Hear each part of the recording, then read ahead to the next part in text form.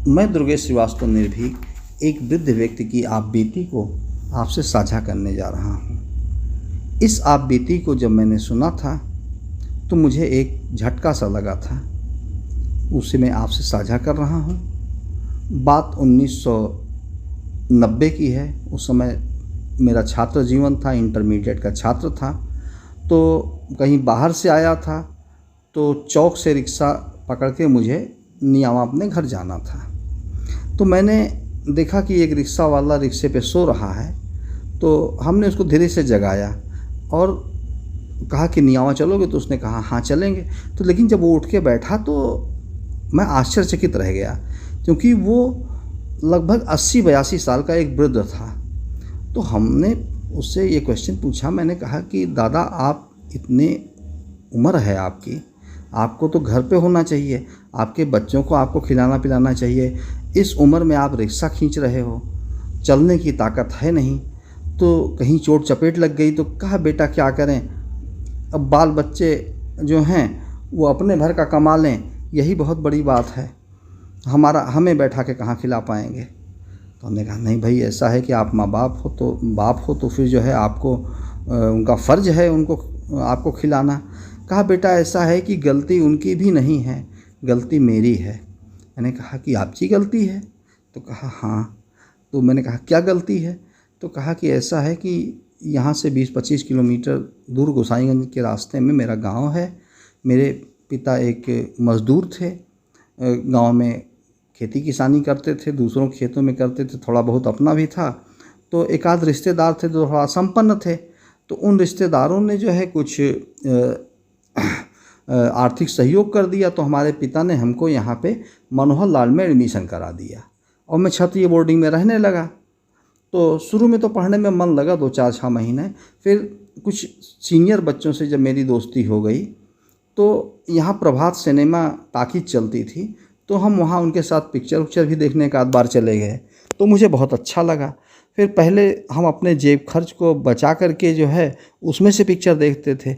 महीने में एक बार, फिर 2 बार हुआ, फिर हफ्ते में हुआ, फिर दूसरे तीसरे दिन हुआ। तो एक ही फिल्म को बार बार देखने का भी शौक़ चढ़ा। अब इतना पैसा तो जेब खर्च से नहीं निकल सकता था, तो फिर हमने जो है क्या किया कि जो फीस का पैसा, जो कापी किताब के पैसे घर से मांगते थे पिताजी से, उसी में से हमने पिक्चर देखना शुरू कर दी। तो स्कूल में फ़ीस लेट होने लगी, फीस आगे पीछे जमा करने लगे। लेकिन जब पैसा खर्च होता चला गया, भाई अथाह पैसा तो मिल नहीं रहा था, तो वो भी हिसाब से दे रहे थे, वो लोग भी जानते थे फ़ीस वगैरह क्या है क्या नहीं है। तो फिर एक समय ऐसा आया कि जो है स्कूल में मेरा नाम कट गया, और चूँकि माता पिता दूर रहते थे, वो अपने काम में बिजी रहते थे, तो हम भी जो है फ़ीस के लिए उनसे पैसा लेते रहे और जो है पिक्चर देखते रहे कि कट गया नाम, स्कूल जाना ही बंद कर दिया। फिर उसके बाद जो है कुछ थोड़ा मोड़ा काम भी पकड़ लिया, इधर उधर जो है कुछ मिल जाता उससे खा पी लेते और जो है पिक्चर भी देखते। तो ये बात हमारे पिताजी को 1-2 साल बाद पता चली कि लड़का का नाम कट चुका है और वो स्कूल नहीं जा रहा है, अपना छोटा मोटा काम करके जो है वो। तब उन्होंने मुझे डांटा मारा, लेकिन अब चूँकि भाई पढ़ाई छूट चुकी थी, पढ़ने की इच्छा नहीं बची थी, आदत ख़राब चुकी थी, तो कितना सुधार पाते वो हमें। तो फिर नतीजा यह हुआ कि बेशर्मों की तरह हमने कह दिया भैया मैं काम करूँगा अपने हिसाब से। तो वो भी मतलब थक हार गए, चले गए, कहे अपना मत्था ठोंक करके। तो हम यहाँ मजदूरी करने लगे। फिर धीरे धीरे जब बड़े हुए तो शादी विवाह हुआ, फिर बच्चे हुए, तो बच्चों का भी उसी तरह से गरीबी की दशा में ही लालन पालन हुआ और पढ़ाई लिखाई उनकी भी नहीं हो पाई। हम भी मजदूरी करते रहे, जब तक ताकत रही तब तक तो मजदूरी किया, और आदत भी चूँकि ख़राब गई थी, पैसा भी नहीं बच पा रहा था, उसके साथ साथ फिल्मों के साथ पीने खाने की भी आदत लग गई। तो लेकिन खैर बाद में बीमार हुए तो वो भी छूट गया, तो काम मजदूरी करने लगे, कमज़ोर हो गए, और अंत में फिर जब 60-60 साल के हुए तो हमने रिक्शा चलाना शुरू कर दिया। तो तब से समझ लीजिए कि बचपन से ही जो है हम मजदूरी से लेकर के आज रिक्शे की हैंडल हाथ में है, छूटी नहीं है। तो अगर जो है अब वही सोचते हैं कि भाई अगर हमारे बच्चे हमें हमारी सेवा नहीं कर पा रहे हैं तो उनका क्या दोष है। अगर हम उस समय 1-2 साल अपने को सहेज लेते और अच्छे से पढ़ते रहते तो आज शायद जो है यह दिन ना देखना पड़ता, क्योंकि ये उस समय अंग्रेज़ों का समय था और पढ़े लिखे लोग बहुत कम होते थे और 7वें 8वें 8वां जो पास कर लेता था उसको घर बुला करके नौकरी मिलती थी और अच्छी नौकरी मिलती थी, सरकारी नौकरी मिलती थी।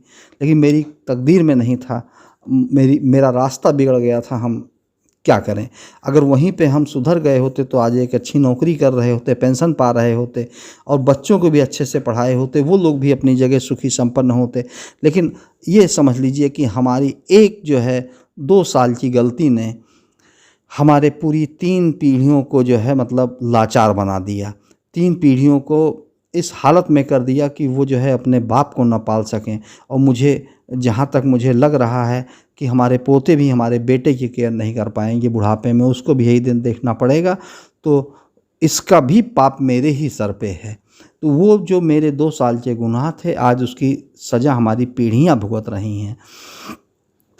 तो अगर वहीं पे हम अच्छे होते तो आज जो है, तो फिर उसके बाद मुझे बड़ा आश्चर्य हुआ कि बताओ 2 साल की गलती 3-4 पीढ़ियों पे भारी पड़ गई और उसी तरह से 2-4 साल की मेहनत 3-4 पीढ़ियों को जो है एक अच्छा जीवन दे सकती थी, सुख सुविधा दे सकती थी, आरामदायक ज़िंदगी दे सकती थी।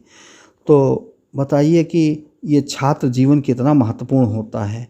यहाँ पे राजा से लेके रंक बनने के सारे रास्ते खुले हैं। क्लासरूम में आप सब लोग जो है साथ बैठे हो, यहाँ से निकलने के बाद कोई जज की कुर्सी पे बैठेगा, कोई वकील बन के खड़ा होगा, कोई अपराधी बन के खड़ा होगा और कोई पुलिस ऑफिसर बन के खड़ा होगा। तो ये लेकिन यहाँ पे इस क्लासरूम में तो सब लोग समान बैठे हो, लेकिन यहाँ से निकलते ही सब अपनी अपनी योग्यता अनुसार अपनी जगह पे लग जाएंगे।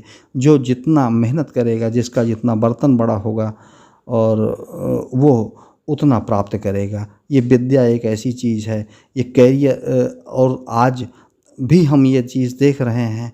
ये इस उदाहरण को 90 से 2023 में फिर क्यों बताने की ज़रूरत पड़ गई कि हम आज देख रहे हैं कि बच्चे पढ़ाई के नाम पे मोबाइल लेकर के उसमें मनमानी कर रहे हैं और माँ बाप से छिपा करके अपने भविष्य को जो है अंधकार की ओर ले जा रहे हैं। तो हम इस दृष्टांत के माध्यम से आपको ये बताना चाहते हैं कि ऐसा कभी मत कीजिए। आप जो मनमानी छिप करके कर रहे हैं उसका परिणाम किसी दिन सबके सामने होगा। और यह जो है पढ़ाई का नाटक बहुत देर तक नहीं चलेगा। कुछ दिन बाद पढ़ाई ख़त्म होने के बाद आप कहाँ खड़े होंगे, ये जो है मतलब है कि ये जग जाहिर हो जाएगा।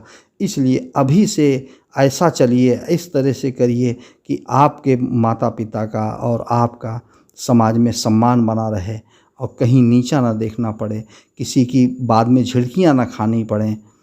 तो आज जो झिड़की से डर रहे हैं, आज जो झिड़की पे तुरंत पलट के माँ बाप को जवाब दे रहे हैं, वो बाद में जब उनकी बात नहीं मानेंगे और बाद में अपने करियर को जब चौपट कर लेंगे तो कितने कितने लोगों से झिड़कियाँ आपको पूरे जीवन सहनी पड़ेंगी। और अगर आप नहीं कर पाएंगे तो यहाँ तक भी हो सकता है कि आपके बच्चे ही आपको झिड़की दें।